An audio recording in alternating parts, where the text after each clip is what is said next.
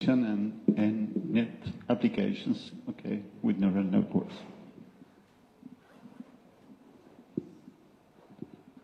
So thanks a lot for the very nice meeting, for everything this 3 days. It was, for me, very interesting. And I would like to present today the work that I did at UCSB with the Dmitry Slukov group. I am now in Lille, in the north of France, with CNRS. And what I would like to show you today is the pattern classification using neural network and how you can use, or the idea is how can we use memory-stive device in crossbar circuits.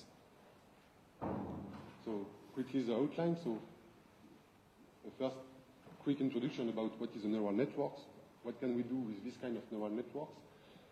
Then the first point will be the engineering and characterization of the switching dynamics of the device that we are using.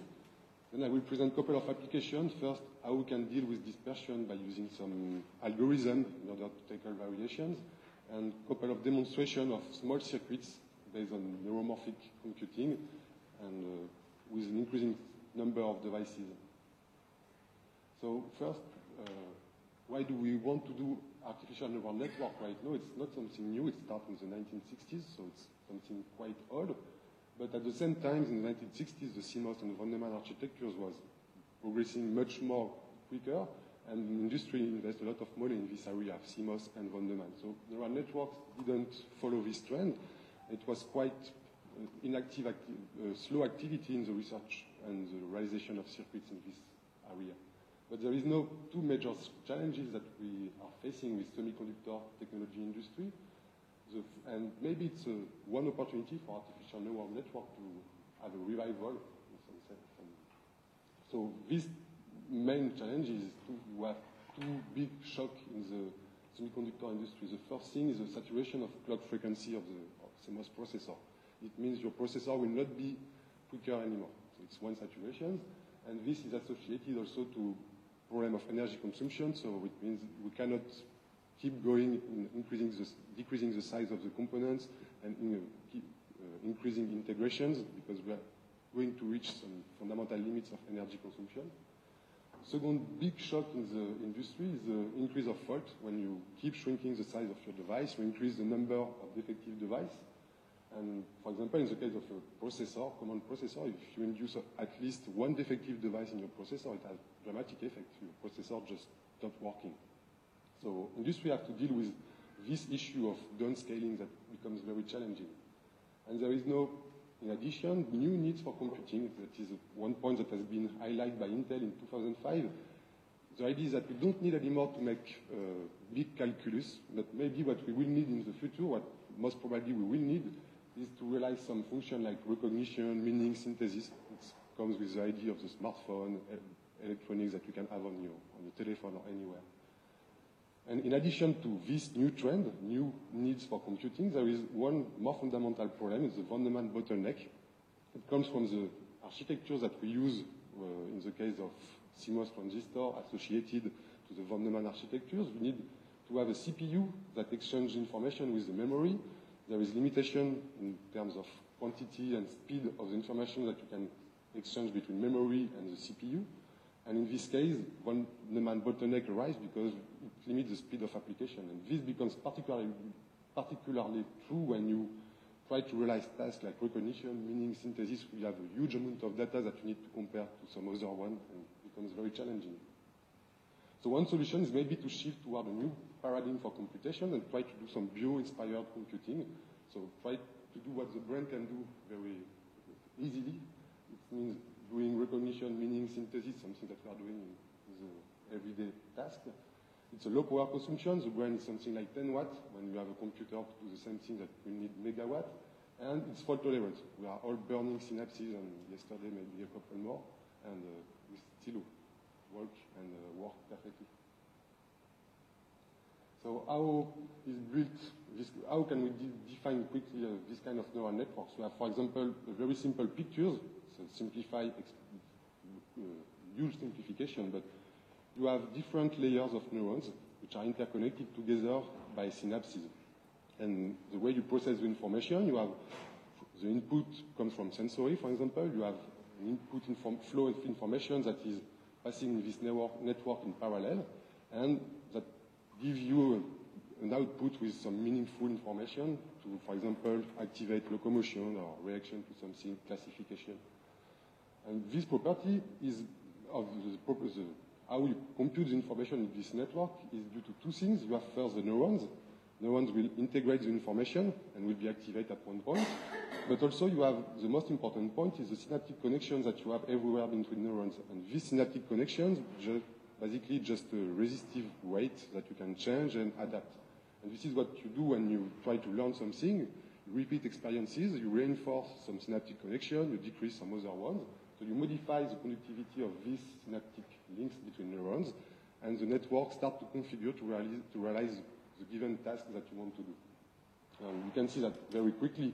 This is in this kind of circuits, you have computing unit, you have memory mixed together, so it's a direct solution for the von Neumann bottleneck. And what we try to do now is to do some engineering of this kind of circuits. So let's have a look on the fundamental building blocks that we have in this circuit. We have the neurons. It can be represent like very simple function. You have input coming from the other neurons, and you have different weight, synaptic weight, that more or less it will be a tunable resistor, memory resistance. Summing function, activation or integration, and you can activate an output or not. So basically, don't look very complicated, but and we can try to do it in hardware. So what is the roadmap that we are following? Now we have the synapse. We have to start with the simplest element. It's a tunable resistor. We want to go to the higher level, try to realize a neuron, but like you can see here, you have here 1 neuron, and for 1 neuron, we have 10 to 1,000 synaptic connections, so it's a huge challenge of integration. To keep in mind that in the brain, for example, 10 to 11 neurons, 10 to 15 synapses, so if you want to match the density of the brain, something that appears very complicated. And finally, what we want to do is to go to even a higher level and try to do something similar to what we have in the brain. It is cells interconnected together in different layers and that can compute information. And this is biological pictures of the brain. You can see these very nicely crossbar interconnected cells. And it's quite interesting for us because it's what we can do with hardware now. The idea of the hardware that we want to do is just based on one basic element, the memory resistance, that is basically a tunable resistor. We have the technology for that. In my case, I am using titanium oxide devices, so you have 2 electrodes and the insulator in between. And we want to go step by step, first to the level of the neurons. It can be done quite easily. It corresponds to a 1-line and columns crossbar. You just have to put some CMOS circuitry here, and you will have exactly the same thing. And after that, we want to build more complicated things with many neurons interconnected together. And this is still potentially doable in terms of technology with, for example, the concept of CMOL. You use a substrate that can be CMOS, can be done with CMOS technology. You can realize neurons with this CMOS. And on top of it, you can put crossbar of high density of memory resistive device. Memory resistive device that here, for example, each cross point is a memory resistive device. And so this can provide the adequate architecture to realize this kind of function. So before going to the circuit and to the function that we can do, I would like to give a few words on the device that we are using. It is titanium oxide device, so you have the titanium oxide sandwiched between 2 platinum electrodes. And we have to keep in mind that these devices are non-linear IV characteristics. This is important because in the following, when I will talk about resistance, conductance, or current at 200 millivolts, it will correspond to an arbitrary evaluation of the resistance at one particular state, 200 millivolts. So just keep that in mind for the following. What is also interesting with titanium oxide device is that it's purely analog. You can see the network of curves. You can have access to all these intermediate states just by controlling the sweeping. And all these intermediate states are non-volatile. So very interesting to realize a tunable resistor. Second thing that we want to do now, we don't want to use any more sweeping of voltage or sweeping of current to tune the device, but we have 2 parameters we can play with in order to change the conductivity of the device. It's voltage or time. So we design simple, not algorithm, but setup for the characterization. And you can probe both the effect of voltage and time on the switching dynamics. So the idea with this setup is to have a mapping, a 3D mapping of the switching dynamics of the device. Let's have a look, for example, on the reset transition. We first start by setting the device to the on state, And then we apply pulses of constant voltage by increasing the duration. So we are just mapping this line in this direction, these different lines. Then we reset again the device, and we start again the transition with a higher voltage, and we are now mapping in these directions. At the end, we have all this network of curves that give you the mapping, how you can move from on state to off state by applying different pulse voltage and different time. Same thing for the reset, for the set transition. You start from the off state and you go to the on state with a given dynamic. What is the message on these pictures? It's first, we have a smooth reset. You can see that this transition is quite smooth. This is more or less well known because it's just the fact that when you apply a pulse during switching, you will decrease the conductance and you will decrease the current, you decrease the heating, so you have less effect for the given pulse on the switching. So you have this kind of negative feedback on the switching dynamics. In the case of the set transition, we have something very sharp, just because you can even try to have analog operation in this region, but the fact is that if you apply a pulse of finite duration, during this pulse you will increase the conductance, increase the current, increase the heating locally, and so you will have quicker, more effect on the switching. And finally, the important information for us in terms of what can we do with this device is you can see there is this nice plateau in this region between minus 0.05 to 0.05. There is no effect on the conductance of the device. So this is interesting because in this region we can use the device like a read-only operation without disturbing the state. But now the question is how to deal with dispersion, because this works quite well with one single device. If you want to do circuits, you have many devices. Mainly due to the forming process, you induce a huge amount of dispersion in the switching characteristics. So we need to develop some engineering solution. What we did, we just create platinum protrusion in the film in order to concentrate the electric field in the nanoscale region of something about 20 nanometers. And you can see that clearly you decrease the dispersion in the IV characteristics. You have here, without protrusion, 5 devices, so you have different traces with a significant dispersion, and in this case, a very good reproducibility in the sweep and low dispersion. And also one important point that we improve with this technique of protrusion into the switching layer is just to increase the yield. Instead of 50% of yield in the case of devices without protrusion, this kind of devices, we go up to 95, 100% of yield. So it means all devices that you have on your chip will be available for computing. So now we want to go a little bit deeper into the switching dynamics of the device. So previously we were only using voltage and time as a parameter for switching, but there is one additional parameter that we need to have in mind, it's the initial state. Depending if your device is very on or very off, the switching dynamics will not be the same. So this is what we do. The protocol is more or less the same. We repeat the same pulses many times with a fixed voltage. So we have effect of time by accumulation of pulses, and we have effect of voltage just by changing the voltage in the next measurements. And we start this time not only from on and off state, but we start to arbitrary intermediate state.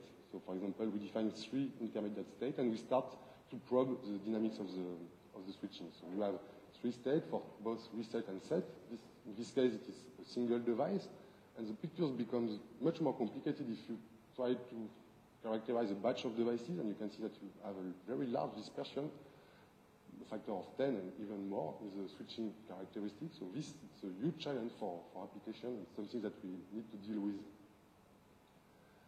But first, let's maybe reduce the analysis.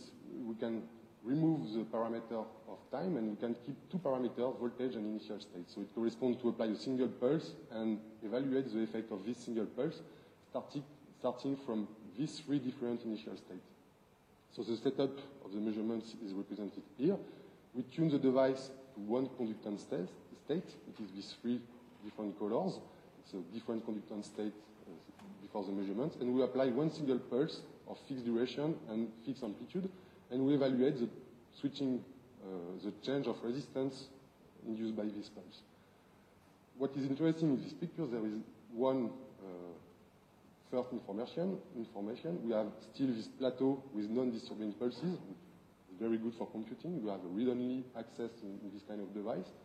And also what is good for computing, you have self-limited switching in the dynamics. It means, for example, if you take the blue curves, the device is close to the off state, and you can see that the amplitude of the set transition, namely this amplitude, is more important than in the case of the red curves. You have a device which is closer to the on state, and the effect of a given pulse of same voltage will be weaker. So it means at one point, the switching dynamics will induce a saturation. Your device will not go over a given point if you keep a limited range of voltage. Same thing for the reset. It's inverted. You have, when you are close to the on state, the dynamics is close to the off state, the dynamics of the switching is lower than when you are close to the on state, and you have a larger effect of a given pulse. So this means that both transitions will be, at one point, should saturate, and so you keep devices bounded between two different values.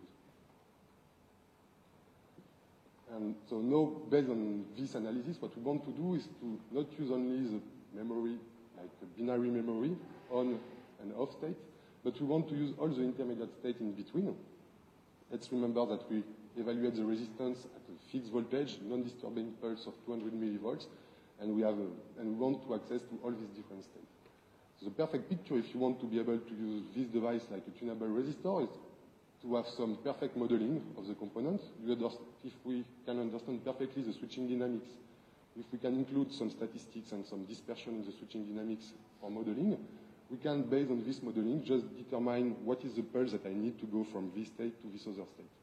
This maybe will be possible, and you can correct after that with some feedback control to readjust and to improve the accuracy. But for the moment, something that is for me not available because we are still working on the switching dynamics characterization, how to understand this switching. So we want to go to a more simple picture. And what we can do, it's the same thing that what we do when you turn the knobs on the parameter, it's just sweeping voltage or sweeping time. It's the two parameters that we can play with. The dilemma is that if you just sweep voltage, you can go quickly from one point to the other, but the accuracy is very bad. You don't know what will be this value because you have no knowledge of what will be the effect of a pulse of a given voltage. Or you can sweep time. It means you go to lower voltage and you repeat many times a pulse of smaller amplitude. In this case, you have better accuracy, but you have an increasing number of pulses to apply and it becomes impractical. So what we did is just to take advantage of both sweeping voltage and time. So in this case, what we implement, it's a simple algorithm. We start with a non-disturbing pulse. So we start at this point, and then we keep increasing the voltage with a given step, and we read the states in between.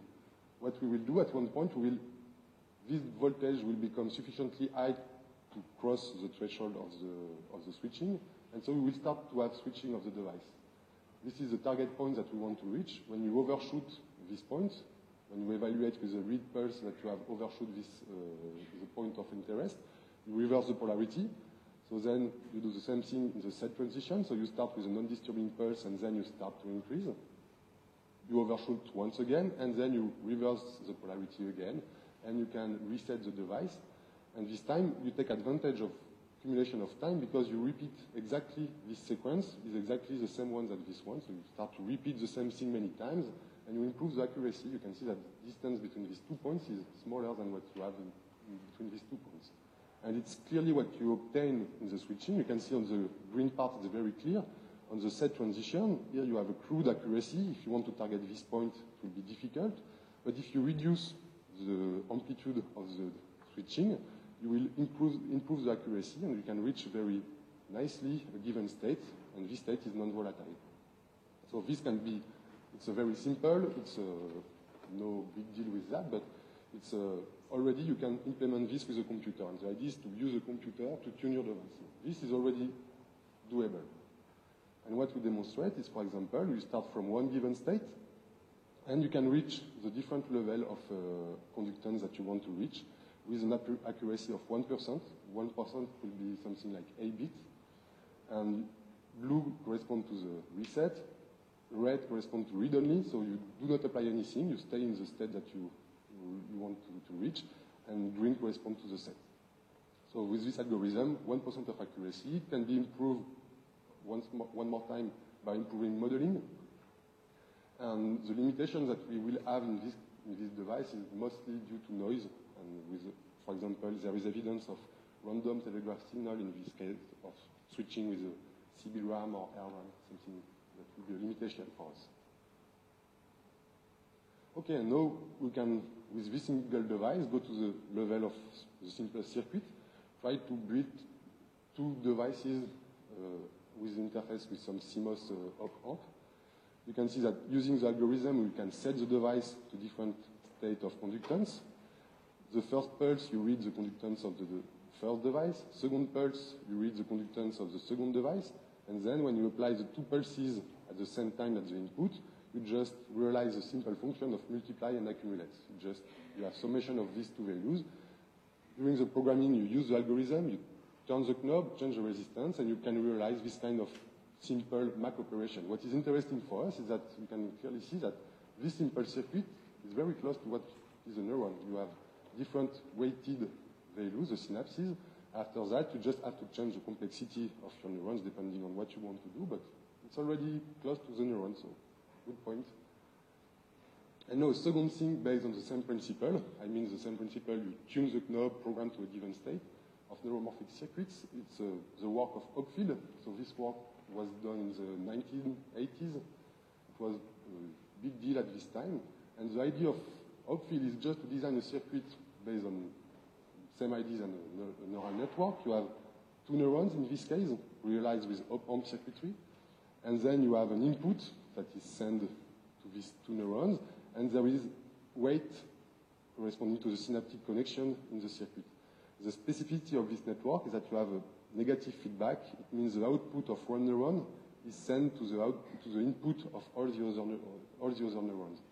In this case, the beauty of the Hopfield circuit is that you can extract an energy function for this kind of circuit. You have no more sequential circuitry, but you have something that will behave like which try to minimize its energy. And you can, for example, plot the energy map of the Hopfield network for a two-neuron circuit. And you will see that depending on the value of the weight that you store in your network, the output values of the different neurons, the input currents that you inject in your circuit will tend to converge to stable states. So basically, it is an associative memory. In this case, you will see that the circuit will converge to this state. Two neurons are not activated, or this state, the two neurons are activated, following this energy map. So this can be used for optimization problems, speech recognition. There is a couple of demonstrations, of theoretical demonstration. And there is one example that is interesting because it's a toy problem. You can realize an analog to digital conversion. So Hopfield determines the value of the weight that you need to store in this network. And you have recurrent connections. What you want to do is to convert one analog input into a digital out. So digital will be read like each neuron will be 0 or 1, and you want to encode one analog input into 0 and 1 with 4-bit accuracy. And this is what we did with memory-stive device. So we just implement this Hopfield network with memory-stive devices. This has been done very recently at IEMN. I didn't work on the circuitry. It was done by colleagues at UCSB. And they realized the CMOS with conventional op-amp circuitry. So you have 4 neurons, and you can estimate the output here like 0 or 1 when you feed at the input a sweep of a linear increase of voltage. So you can see that increasing the voltage, you will activate sequentially or at the same time the different neurons, and you can have this very nice encoding. So this is the input that you apply, and each step in these curves will correspond to one encoding with 4 bits of this analog input. So this is basically an analog digital conversion. So this is a nice example of what we can do. So now the last circuit that I would like to present is a pattern classification. This is based, you can recognize it's very similar to neurons. What you have an input vector that will be fed into this network. You have tunable resistor, and here you need to have one threshold function. So it means the output can be, for example, -1 or +1. It's arbitrary, but this is the output of the circuit. And the idea of the pattern classifier, when you do pattern classification, if you have a set of data represented by n dimension vector, if this ensemble of data is separable, it means you don't have recovery between VA and VB. You have two distinct classes. we can find a solution of the weight. You can put a given value in this different resistance that will give you this condition. It means VA will be -1 and VB will be +1. So it's classification of data. And in order to do that, there is no analytical solution. You need to make training and to make learning. So it means you present one data, turn the knob, adjust the weight step by step in order to realize this classification. So the challenge is to turn the knob more or less precisely in order to put this boundary between these two sets of data. So this has been done historically by Ridgeau in the 1960s. It was one of the first demonstrations, the only one in terms of hardware. What they implement, it is this simple neuron. So you have input signal that will be voltage, sent in this line. Here you have tunable resistor. It was realized with Memistor technology. It's not Memristor, it's Memistor. It's a 3-terminal device. And for example, you can see that they use a 4x4 Memistor array. So we have 16 devices, and each knob just turns the knob to change the conductivity and to increase, decrease the conductivity. You have switch in order to activate or deactivate the device. And what they did, for example, for simple pattern classification, they tried to train the system to recognize T, G, and F pattern with a 4x4 pixel array. And you can see that here it is the error of the device. And so during training, they turn the knob step by step, and you have the system start to converge. At one point, you can classify this data. They use also a more interesting set of data. For example, the X pattern with a 3x3 pixel array, the T pattern, C and G, and they inject some noise in this pattern, and they show that you can classify these different patterns with using this hardware system. So this is not very practical, but it's very simple to extend this system to something more complicated with, for example, handwriting digits recognition. The only thing that you need to have a larger array of pixels, so you need to have a larger amount of devices, so it's only scaling at this stage. But the principle is the same. And so this is what we did with a memoristic device, crossbar interconnected. So we use a set of patterns of Ridgeau. We have X with noise and T with noise. And at the end, we want this pixel, this circuit, to classify X like +1 and D like -1. So each pattern should return the value +1 or -1 at this point. Practically, how can you do that? You just use one pixel array. When, for example, the X, this pixel will correspond to a positive voltage. This pixel will correspond to a negative voltage. Because some details very quick, but the weight should be negative and positive, we need to implement differential weight. So it means you have a positive contribution that you sum at this point, and you have a positive current. Negative contribution of the given pattern that you sum at this node. And by doing the difference, you can implement negative and positive weight artificially, and you evaluate the output. And the idea is, for example, when you want to do the learning, you present one pattern, read the output Y that you have here. If the pattern is well classified, you don't do anything. If the pattern is not well classified, it means in the case of X, the output is -1. You just increase the weight that should contribute to positive current, and you decrease the weight that should contribute to a negative current. So doing this step by step, you try to converge towards perfect classification of these two ensembles.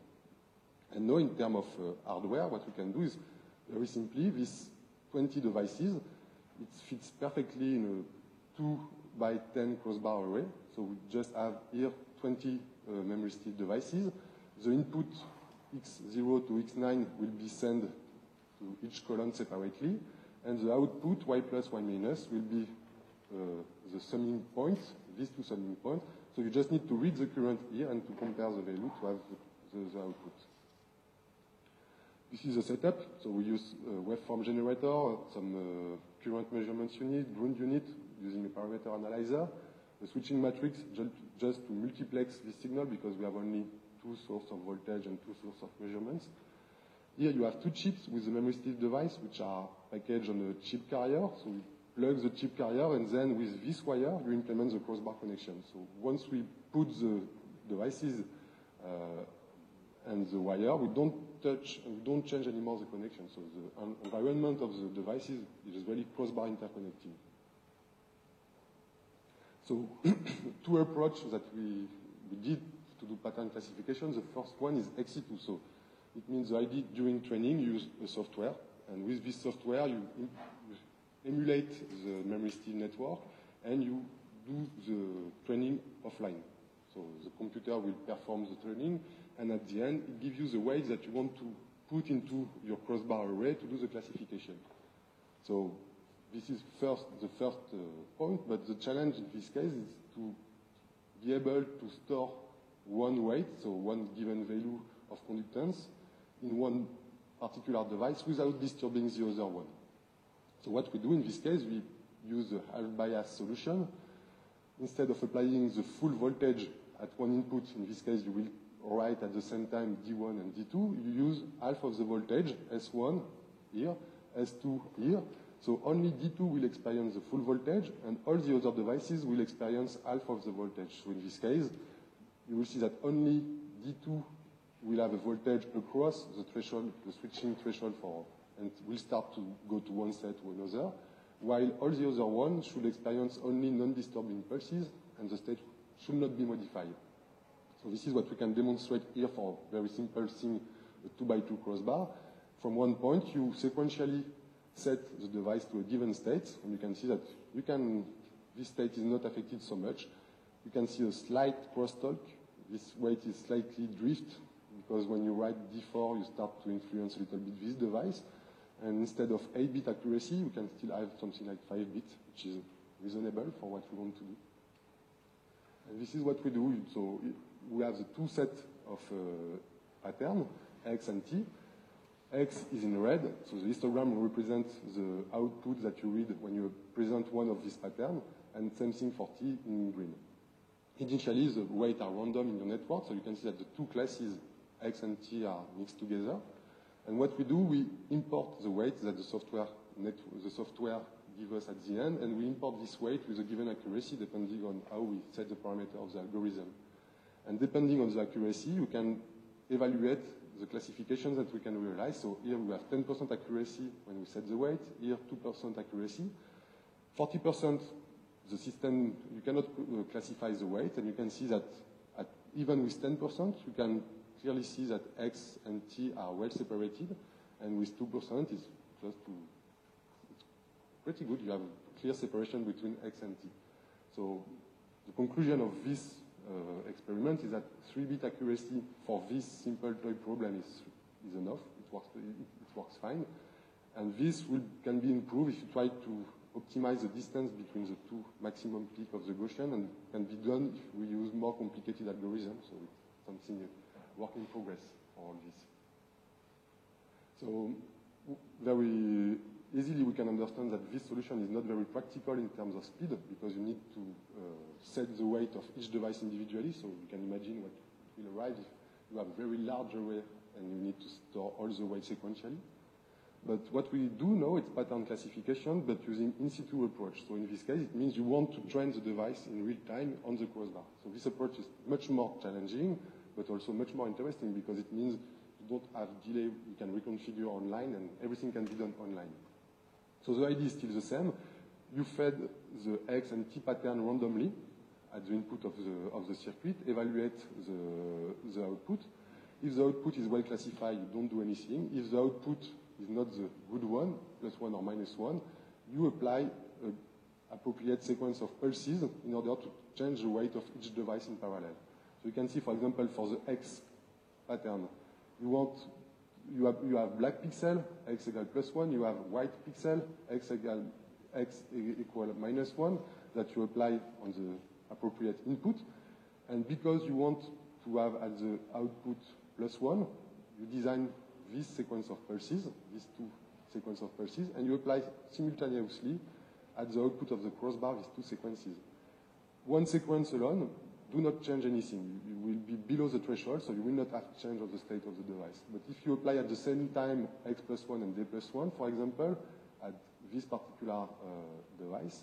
This is a device, the voltage across your device that you will have.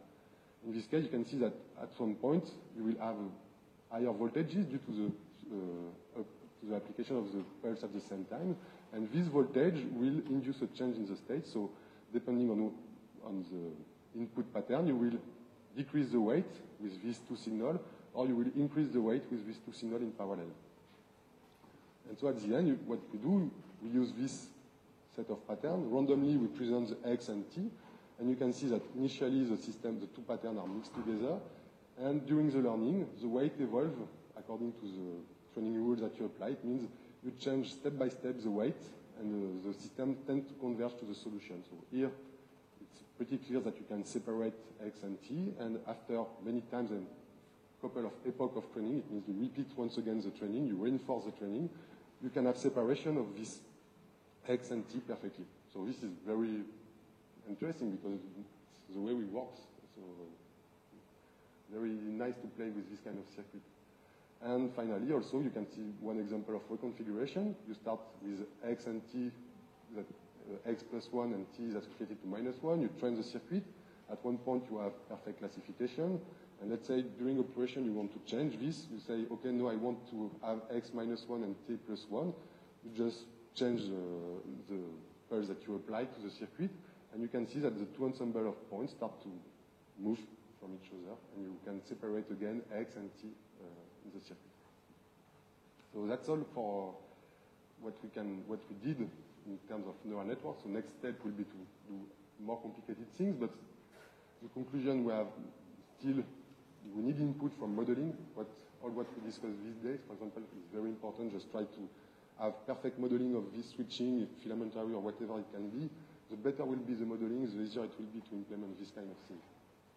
In terms of crossbar, it's promising for larger scale. So the only challenge that we have now is to have forming-free device, because in terms of crossbar, if devices are not forming-free, it's very difficult to implement.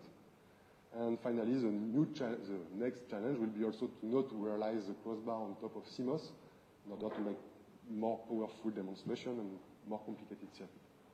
So this is the group. I would like to thank Liguang Gao, Farnoud Merik-Bayat, and Xingji Guo for the work on the ADC network. Dmitry Strykov, my supervisor when I was at UCSB. Elam, who worked on the pattern classification. Brian Hoskins for the material science input.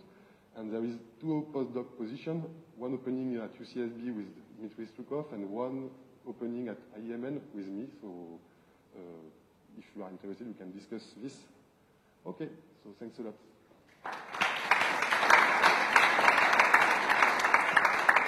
Okay, thank you for your talk. We have time for questions. So these last results, you show them as a function of the training events. You can traduce directly as a function of time. Yes, so the idea is that, for example, when we design this kind of things, this is not really, the duration of this pulse is not really optimized. So this pulse takes something like 10 milliseconds. But this is not very important. You can always shorten the pulse and have the same thing. And also, because of the setup, the Agilent parameter analyzer is very slow. You present one pattern, modify the weight, you have to wait 10 seconds, come back. So at the end, if I show the time, it will be something like 4 hours of training. But it does not mean anything because most of the time, nothing happens. The circuit is just configured. Have you studied the endurance of this pattern recognition device? So endurance, you can see that, for example, during 3 months we work with the same crossbar of devices. It works fine, so you can reconfigure, use the same one. The only issue with endurance is maybe that at one point, if you want to classify patterns which are very complicated to separate, if the ensemble are very close, you need to reinforce training at one point, and you start to overstress the device. You increase the voltage, you overstress the device, and you start to have something like that. You flatten the distribution, so at one point it can become more challenging. More questions? Okay, let's thank the speaker again.